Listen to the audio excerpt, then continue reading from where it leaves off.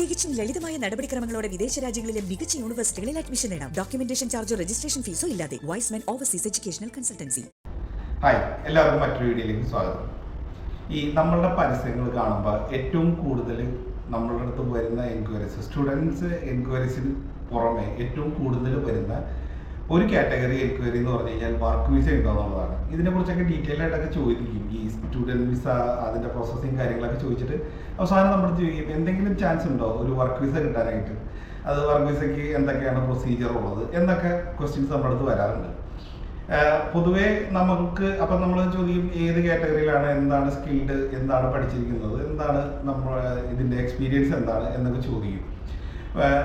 Unfortunately പൊതുവെ ആരും work visa qualify ചെയ്യാവുന്ന രീതിയിലുള്ള ക്വാളിഫിക്കേഷൻ ഇല്ലാത്ത ആൾക്കാരായിരിക്കാം. പൊതുവെ മാനേജ്മെൻറ്റ് സബ്ജക്റ്റ് കാര്യങ്ങളൊക്കെ പഠിച്ച ആളുകളായിരിക്കാം നമ്മളത് ഇത് ചോദിക്കുന്നത്. പൊതുവെ ഇതിൻ്റെ ഒരു പ്രധാന കാരണം, എല്ലാവരും ഒരു വർക്ക് വിസ ചോദിക്കുന്നതിൻ്റെ കാരണം എന്താണെന്ന് വെച്ച് കഴിഞ്ഞാൽ നമുക്ക് ഡയറക്റ്റ് അവിടെ ചെന്ന് ഡേ 1 തൊട്ട് ഫുൾ ടൈം വർക്ക് ചെയ്യാം. അതുപോലെ പല വർക്ക് വിസയിലും നമുക്ക് ഫാമിലീനെ കൊണ്ടുപോകാം. അവർക്ക് ഒരു സ്റ്റുഡൻറ് വിസയിൽ എടുക്കുന്ന അത്രയും സ്ട്രെയിനും സ്ട്രെസ്സും ഇല്ല ഒരു വർക്ക് വിസയിൽ നിൽക്കുമ്പോൾ എന്നുള്ളതാണ്. അതുപോലെ സ്റ്റുഡൻറ് വിസ ആണെങ്കിൽ സ്റ്റുഡൻറ് വിസ പഠിച്ച് അതിൽ കംപ്ലീറ്റ് ചെയ്തതിന് ശേഷം, വിസ ചേഞ്ച് ചെയ്തതിന് ശേഷം വേണം PR പോലെയുള്ള കാര്യങ്ങൾക്കൊക്കെ പോകാനായിട്ട്. അപ്പം എന്തുകൊണ്ടും ആലോചിക്കുമ്പോൾ വർക്ക് വിസയാണ് കുറേ കൂടെ എളുപ്പം. അവിടെ ചെല്ലാനും സെറ്റിൽ ആവാനും, അതുപോലെ ചെല്ലുമ്പോൾ തന്നെ നമുക്കൊരു വർക്ക് ഗ്യാരണ്ടീഡ് ആണ്. സ്റ്റുഡൻറ് വിസയിൽ ചെല്ലുമ്പോൾ നമുക്കൊരു പാർട്ട് ടൈം പോലും ഗ്യാരണ്ടി ഇല്ലാത്ത സാഹചര്യത്തിലാണ് നമ്മൾ പലപ്പോഴും ഇവിടുന്ന് കയറി പോകുന്നത്. അപ്പം എല്ലാവരും ചിന്തിക്കും വർക്ക് വിസയാണ് നല്ലത്, വർക്ക് വിസ കിട്ടിയാൽ കൊള്ളാം എന്നുള്ളതാണ്. പക്ഷേ അൺഫോർച്ചുനേറ്റ്ലി വർക്ക് വിസ കിട്ടുക എന്നുള്ളത് ഇപ്പോഴത്തെ സാഹചര്യത്തിൽ വളരെ ടഫായിട്ടുള്ളൊരു കാര്യമാണ്. നമ്മുടെ UK ഇപ്പോൾ റീസെൻ്റ്ലി അത്യാവശ്യം എല്ലാവരും കയറിപ്പോയ ഒരു സാഹചര്യത്തിൽ ഇത്ര എളുപ്പത്തിൽ കയറി പോകാൻ പറ്റുമോ എന്നുള്ള ഒരു ക്വസ്റ്റ്യൻ വളരെ പ്രത്യക്ഷമായിട്ട് നിലനിൽക്കുന്ന ഒരു സാഹചര്യമാണ് നമുക്കിപ്പോൾ ഉള്ളത്. എന്നാൽ ആ ഒരു UK അല്ലെങ്കിൽ മറ്റേതൊരു രാജ്യത്തേക്കും ഇപ്പോൾ വർക്ക് വിസ ഓൾമോസ്റ്റ് സ്റ്റോപ്ഡാണ്. ഈ ഒരു കൊറോണ കാലഘട്ടത്തിന് ശേഷം നമുക്ക് ഹെൽത്ത് കെയർ ഫീൽഡിൽ വർക്ക് ചെയ്തിരുന്നവർക്ക് അല്ലെങ്കിൽ അതിലേക്ക് വർക്ക് നോക്കുന്നവർക്ക് വളരെ എളുപ്പമായിട്ട് കിട്ടുന്ന ഒരു കാര്യമായിരുന്നു വർക്ക് വിസ.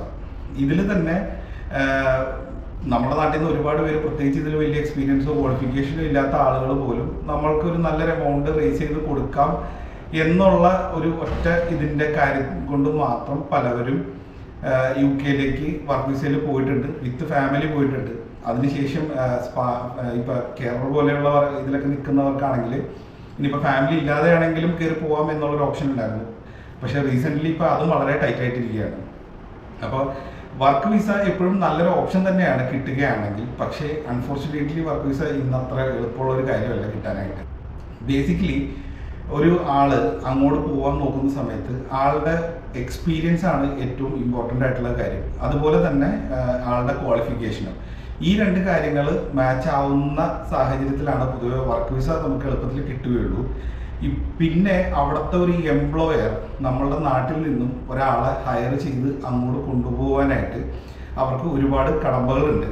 ഞാൻ ഏതോ 2-3 യൂട്യൂബ് വീഡിയോസിലൊക്കെ കണ്ടിരുന്നു, പ്രോസസ്സിങ് ചാർജ് വളരെ മിനിമലാണ് വരുന്നുള്ളൂ, അത്രയും ചാർജ് കൊടുത്താൽ പോവാം എന്നൊക്കെ ഉള്ളത്.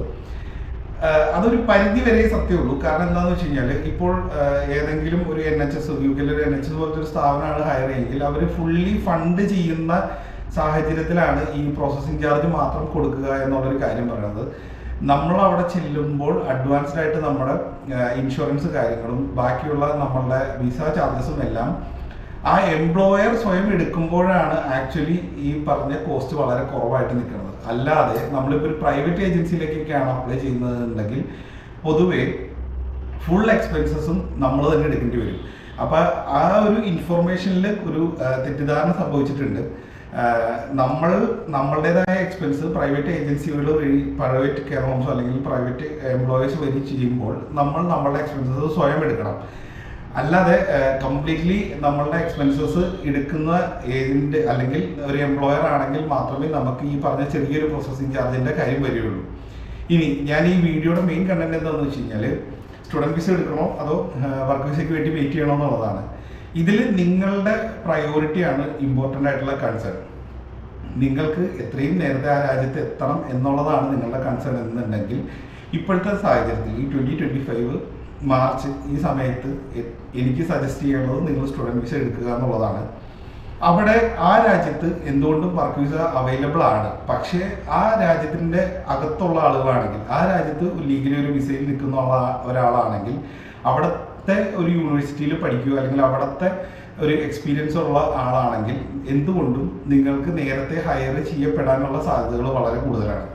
നിങ്ങൾ ഇവിടെ നിന്ന് ട്രൈ ചെയ്യുന്ന സമയത്ത് നിങ്ങളുടെ ഡോക്യുമെന്റ് വെരിഫിക്കേഷനും കാര്യങ്ങളും എക്സ്പീരിയൻസ് ഒക്കെ ഡിഫറെൻ്റ് ആണ്. ഇന്ത്യയിൽ നിന്ന് അപ്ലൈ ചെയ്യുന്ന ഒരാളെക്കാളും എന്തുകൊണ്ടും അവിടെ പഠിച്ച് അവിടുത്തെ എക്സ്പീരിയൻസ് എടുത്ത ഒരാളെ ഹയർ ചെയ്യപ്പെടാനുള്ള സാധ്യത വളരെ കൂടുതൽ തന്നെയാണ്.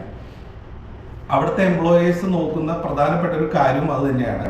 ആ രാജ്യത്തെ കൾച്ചറും അവിടുത്തെ വർക്കിംഗ് സ്റ്റൈലും എല്ലാം ഡിഫറെൻ്റ് ആണ്. നിങ്ങൾ ഇവിടെ നിന്ന് ചെന്ന് ആ ഒരു വർക്ക് എക്സ്പീരിയൻസിലേക്ക് അഡോപ്റ്റ് ചെയ്യാനുള്ള സമയം, അഡാപ്റ്റ് ആവാനുള്ള സമയം നിങ്ങൾക്ക് വളരെ കൂടുതലായിരിക്കും. പകരം അവർ നോക്കുമ്പോൾ ഒരാൾ അവിടെ വന്നു വർക്ക് ചെയ്തു, ഒരു ഏകദേശം ഒരു മാസ്റ്റേഴ്സ് പ്രോഗ്രാമിനാണെങ്കിൽ 1 കൊല്ലം തൊട്ട് 2 കൊല്ലം വരെയൊക്കെ അവിടെ നിന്ന് വർക്ക് ചെയ്തു, അവിടുത്തെ എക്സ്പീരിയൻസ് ഉള്ള ഒരാളാണെങ്കിൽ അയാൾക്ക് പിന്നീട് ആ വർക്ക് കൾച്ചർ മനസ്സിലായതുകൊണ്ട് അയാൾക്ക് ആ ഒരു ജോലിയിൽ കയറുമ്പോൾ ഈസി ആയിട്ട് അഡാപ്റ്റ് ചെയ്യാൻ പറ്റും ആ സിസ്റ്റത്തിലേക്ക്. അപ്പോൾ അതുകൊണ്ട് തന്നെയാണ് അവിടുത്തെ എംപ്ലോയീസ് കൂടുതലും അവിടെ പഠിച്ച് ഇറങ്ങുന്ന ആൾക്കാരെ ഹയർ ചെയ്യാനായിട്ട് താല്പര്യപ്പെടുന്നത്. അതുമാത്രമല്ല, ഒരാളെ ഇവിടെ നിന്ന് കൊണ്ടുപോകുമ്പോൾ, നമ്മുടെ ഇന്ത്യയിൽ നിന്ന് കൊണ്ടുപോകുമ്പോഴുള്ള എക്സ്പെൻസ് അവർ കൺസിഡർ ചെയ്യുമ്പോൾ അവർക്ക് കമ്പാരിറ്റീവ്ലി കുറവാണ് അവിടെ നിന്ന് തന്നെ ഒരാളെ ഹയർ ചെയ്യണത്. ബൈ പേഴ്സൺ അവരെ കാണാനും അവരുടെ അടുത്ത് സംസാരിക്കാനും അവരെ കുറിച്ചുള്ള ഒരു ഏകദേശം ഒരു പിക്ചർ കിട്ടാനും എളുപ്പമുള്ള ഒരു പ്രോസസ്സായിരിക്കും അവിടെ ചെന്നിട്ട് നമ്മളൊരു ഇൻ്റർവ്യൂ അറ്റൻഡ് ചെയ്യുമ്പോൾ. അപ്പം അതുകൊണ്ട് തന്നെ കൂടുതൽ എംപ്ലോയബിലിറ്റി, നിങ്ങൾക്ക് നേരത്തെ അങ്ങോട്ട് പോകാനാണ് നിങ്ങളുടെ ഫ്യൂച്ചർ പ്ലാൻ എന്നുണ്ടെങ്കിൽ, നേരത്തെ ചെന്നൊരു ജോലി കണ്ടുപിടിക്കാനാണ് നിങ്ങളുടെ പ്ലാൻ എന്നുണ്ടെങ്കിൽ, നിങ്ങൾക്ക് എന്തുകൊണ്ടും ഏറ്റവും നല്ലത് ഒരു സ്റ്റുഡൻറ് വിസ എടുത്ത് പോവുക എന്നുള്ളതാണ്. ഇനി അതല്ല, നിങ്ങൾക്ക് ഒരു വർക്ക് വിസ തന്നെ വേണം, ഞാനൊരു വർക്ക് വിസയിൽ പോകും എന്നുള്ളൊരു ഇതിൽ നിൽക്കുന്ന ആളാണെങ്കിൽ നിങ്ങൾ കുറച്ചും കൂടെ ക്ഷമിച്ച് വെയിറ്റ് ചെയ്തിരുന്ന് ഇനി പുതിയ ഓപ്പണിങ്സ് വരണ വരെ വെയിറ്റ് ചെയ്യുക. ആ ഓപ്പണിങ്സ് വരുന്നതിൻ്റെ അക്കോർഡിംഗ്ലി നിങ്ങളത് ചെയ്തു പോകുക എന്നുള്ളതാണ്.